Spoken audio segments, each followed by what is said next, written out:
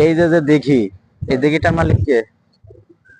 মালিক হলো বরুণ মিয়া। বছরে কত টাকার মাছ আসে আনুমানিক একটা ধারণা? এই দেখেন একটা পুকুর আমরা পেয়ে গেলাম। দেখুন এই পুকুরটা মাছের চাষ করছে। মাছ কিন্তু এখানে এই যে টলমল টলমল করতেছে, দেখছেন? দেখুন এই যে মাছ নড়াচড়া করতেছে, দৌড়াদৌড়ি করতেছে, লাফালাফি করতেছে, কত সুন্দর। এই পুকুরটা দেখেন চারপাশেই কারেন্টের লাইন দিয়ে লাইট ব্যবস্থা করে দেওয়া আছে। এই যে কারেন্টের লাইন, খুঁটির উপরে কারেন্টের তার দিয়ে এই যে লাইটের ব্যবস্থা করা আছে, মানে রাত্রেবেলা লাইট মারা থাকে যাতে মাছ মারতে না পারে কেউ। আর একটা চমৎকার মজার ব্যাপার দেখেন, এইখানেই সিসি ক্যামেরার ব্যবস্থা আছে। দেখছেন অবস্থা, সিসি ক্যামেরা দেখেন, এই যে সিসি ক্যামেরার ব্যবস্থা। দেখুন আরো একটা দিঘি, কত বড় দিঘি দেখেন।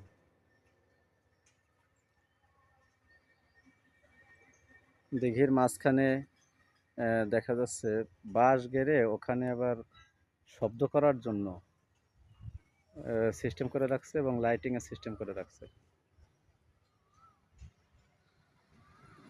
দেখেন কত বড় দিঘি। এই দিঘিতে মাছ চাষ হয় এবং অনেক লাভবান মাছজনক একটা ব্যবসা এটা। বলা যায় এই সদ্যুর গ্রামটা এখানে আসলে পুকুরেরই গ্রাম বলা যায়। পুকুরটার ঘাট বাধাই করা, অনেক আগের পুরাতন ঘাট, ভেঙে চুরে যাচ্ছে, এখানে গোসল করা যায়, কোনো সমস্যা নেই।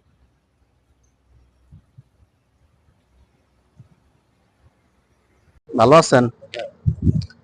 এই যে যে দিঘি, এই দিঘিটার মালিক কে? মালিক হলো বরুণ মিয়া। বরুণ মিয়া। তো এই দিঘিতে যে মাছ চাষ হয়, এই এখানে কতটুকুন জমির উপরে এই দিঘিটা? দিঘিটা হলো 500 কয় শতাংশ। 500, মানে 5 একর প্লাস, তাই তো? 5 একর প্লাস জমি আছে এখানে। এখানে যে মাছ চাষ হয় তাতে আপনার তো অনেক আইডিয়া আছে যে বছরে কত টাকার মাছ আসে আনুমানিক একটা ধারণা। সঠিকভাবে হয়তো বলা সম্ভব না, কোনো বছর কম কোনো বছর বেশি এরকমেরই আসে।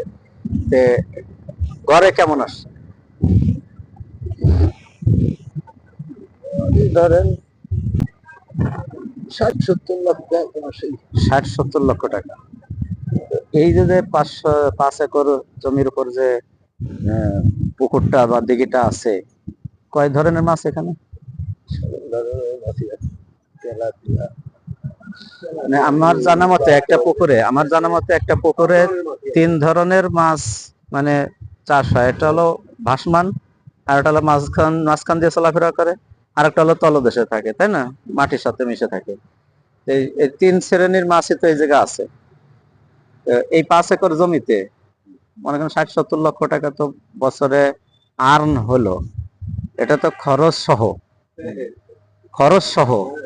এই খরচ কেমন আছে এর ভিতরে?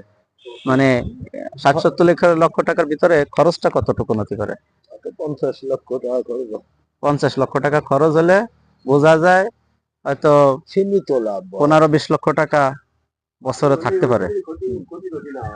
যাই হোক, 15-20 লক্ষ টাকা এক বছরে থাকা তো কম ব্যাপার না, ভালো একটা ব্যাপার। এর ভিতর আরো আছে না, খাজনা দিতে হয় না। এই খাজনাটা নেয় কারা? বরুণ মিয়ার মালিক। ও, মানে মালিক মালিক নিজে করে না এটা, আপনি করেন? আপনি বর্তমানে এই পুকুরের মালিক? ও আচ্ছা আচ্ছা। আপনার এই 5 একরে আপনার বছরে কত দিতে হয়? বছরে 11 লক্ষ টাকা দিয়ে দিতে হয়। তো ধরেন 50 লক্ষ টাকা আপনি এদিকে খরচ করলেন, 10 লক্ষ টাকা 11 লক্ষ টাকা ওইদিকে চলে গেল, 60 লক্ষ টাকা চলে গেল। আর যদি আপনার 15 10-15 লক্ষ টাকা থাকার সম্ভাবনা আছে, থাকে থাকে। তো যাই হোক, একটা মানুষের সংসার জীবনে চলার জন্য দেখা যায় যে 5 লক্ষ টাকা হলে সে অনেক ভালো করে চলতে পারে, কি বলেন? যদি 10 লক্ষ টাকা আর্ন হয় তাহলে তো তার জন্য আরো প্লাস। যদি কোনো যুবক বা কোনো ব্যক্তি উদ্যোগ নিয়ে যদি এগুলো করে প্রশিক্ষণ নিয়ে, তাহলে এতটুকুন জায়গার মধ্যে অনেক কিছু করা সম্ভব, এই আর কি। দাদা আপনার সাথে কথা বলে অনেক ভালো লাগলো, ঠিক আছে, ধন্যবাদ আপনাকে, কষ্ট দিলাম, বিশ্রাম নেন। আমারও ঠান্ডা লাগছে। আচ্ছা। ঠান্ডা লাগছে, শুয়ে পড়ছি।